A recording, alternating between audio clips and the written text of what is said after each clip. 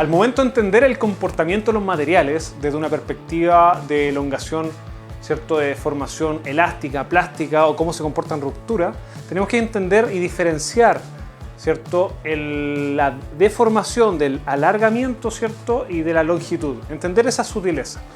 Vamos a entender por deformación es el cociente, ¿cierto?, entre el alargamiento y la longitud L previa deformación que se ha producido. Por lo tanto, ¿qué significa esto? Imaginemos que tenemos una barra y esta barra está traccionada con una fuerza F. Esa fuerza F va a hacer que la barra, ¿cierto?, produzca acá un alargamiento, ¿cierto?, de la barra. A eso lo vamos a llamar, ¿cierto?, tal como les dije, alargamiento. Y eso va a tener una unidad de medida, o sea, una sigla que va a ser esa, y la longitud antes de este alargamiento va a ser L0, que es esta de acá, desde este punto a este punto. Por lo tanto, la deformación va a ser igual, ¿cierto?, a este delta dividido L0, ¿ya?, para este caso. ¿Ya? Por lo tanto, este alargamiento está expresado en metros, este L0 está expresado en metros, ¿cierto? Metro, pero estos metros se eliminan, ¿cierto?, porque está en un cociente. Por lo tanto, esta deformación va a ser expresada en un porcentaje. Es que tanto se alargó respecto ¿cierto?, al largo original, ¿ya? Esa es la deformación, y con este concepto vamos a usarlo para entender ahora nuestro gráfico de comportamiento materiales, ¿ya? Por lo tanto, imaginemos que tenemos el siguiente gráfico, donde en el eje X tenemos la deformación, que recordemos es un porcentaje, ¿cierto? Y en el eje Y tenemos un esfuerzo, ¿ya?, que está expresado en megapascal, ¿ya?, en megapascal. Entonces, lo interesante de este gráfico es entender primero que todo que el material tiene una primera zona que es lineal. Es decir, marginalmente, si yo aumento en una proporción la deformación, voy a aumentar en la misma proporción, ¿cierto?, el esfuerzo, ¿cierto?, que está sometido en este material. Luego tiene una zona que tiende a ser una zona más bien curva, y luego tiene un punto final, ¿ya?, que ahí vamos a entender de qué trata esto. Por lo tanto, la primera zona, que es lineal, a esta zona la vamos a llamar, ¿cierto?, una zona elástica. ¿Ya? Esta es la zona elástica, es decir, el material nosotros lo sometemos a una fuerza y al terminar de aplicar esa fuerza va a volver a su posición original, ¿ya? Y acá vamos a tener un ángulo, una pendiente, y esta pendiente va a tener relación con el módulo de Young, que ese módulo tiene relación con los materiales, ¿ya? El acero tiene un módulo de Young, el aluminio tiene un módulo de Young, el concreto tiene un módulo de Young, la madera, etc. Cada material tiene su módulo de Young y eso está tabulado y son ciertos resultados experimentales del comportamiento de los materiales. Luego vamos a tener una zona 2, que esta es la zona número 2, ¿cierto? Nuestra zona 2 va a tener relación con la deformación de los materiales, es decir, una vez que yo someto este material a una fuerza, ¿cierto?, una fuerza mayor a la fuerza que aplicamos en la zona elástica, el material ya no va a volver a ser, ¿cierto?, lo mismo, sino que al estar sometido a una curva acá, se va a devolver en una línea recta. Si se fijan, ya va a partir deformado el material. El material ya no va a volver a partir desde cero, sino que va a partir con una leve deformación, ¿ya? Porque tú vas a volver en una línea paralela, ¿cierto?, en una línea recta paralela. Por lo tanto, tu material ya quedó deformado.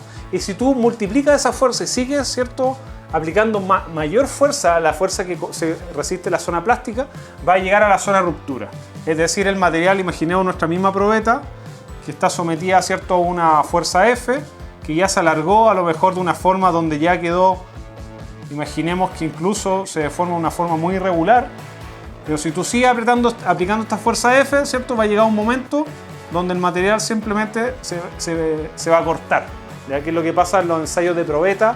Cuando uno hace análisis laboratorio destructivo de materiales, la somete a una fuerza de tracción tal, ¿cierto?, que el material se rompe, ¿ya? Y esa es la tensión, si se fijan, a eso lo vamos a llamar la tensión de ruptura. Cuando el material, ¿cierto?, hasta esos megapascal aguanta y ahí se rompe el material. Por ejemplo, una tensión de ruptura de un acero A36 estructural puede llegar a ser entre 400, 350, algunos de mejor calidad pueden llegar casi hasta 400 megapascal. Y eso hace que esté bien caracterizado el material. Ahora, por ejemplo, el módulo de Young en los diferentes aceros tiende a ser el mismo, ¿ya? Por ejemplo, ¿cómo sería el módulo de Young de un aluminio? Un aluminio con la misma fuerza que uno le aplica al acero se deforma mucho más, ¿ya? Por lo tanto, marginalmente, si uno aplica mucho más fuerza, se fija, el aluminio tiende a ser algo así, ¿ya? Es decir, a una misma tasa de formación, ¿cierto? Tenemos menos esfuerzo, ¿ya? Por lo tanto, el aluminio es mucho más plástico en ese sentido, ¿ya? Se deforma mucho más frente a la misma fuerza que eventualmente puede aguantar que tiene el acero. Ahora trataremos un tema muy relevante que es la ley de Hooke. La ley de Hooke básicamente lo que intenta manifestar es poder caracterizar la zona elástica del comportamiento de los materiales, ¿ya? Si hablamos que es una zona elástica, como tratamos anteriormente, estamos hablando de una zona donde el material se comporta en una forma lineal, es decir, le aplicábamos un esfuerzo, ¿cierto? Una fuerza al material, se movía linealmente y luego regresaba a su punto de origen, ¿ya?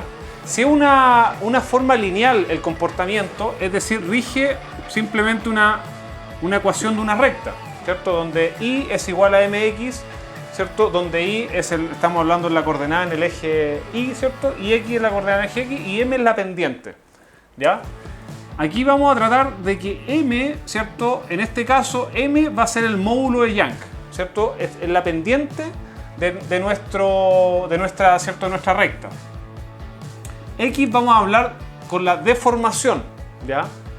Y en Y vamos a hablar del esfuerzo, ¿ya? Por lo tanto, tenemos que el esfuerzo es igual a módulo de Young por la deformación, ¿ya? Recordemos, el esfuerzo no es más que una fuerza, es decir, P sobre A, una fuerza dividida un área, ¿ya? El módulo de Young podemos, ¿cierto? Mantengámoslo constante y, ¿cierto? La deformación, ¿se acuerdan que habíamos hablado que era el alargamiento dividido, ¿cierto? El largo inicial de nuestra barra en el caso que habíamos planteado.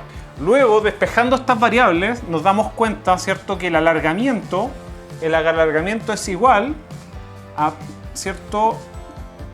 A la fuerza multiplicada, ¿cierto? Por el largo inicial de nuestra barra, dividido por la sección de esta barra, ¿cierto? El área, dividido también por el módulo de Young, ¿ya?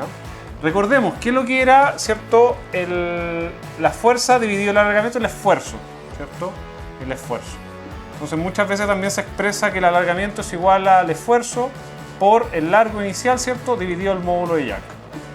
Básicamente esto es lo que trata de expresar la ley de Hooke, que es el comportamiento del material en la zona elástica donde se comporta, ¿cierto? De una forma bien lineal, que rige la ecuación de una recta.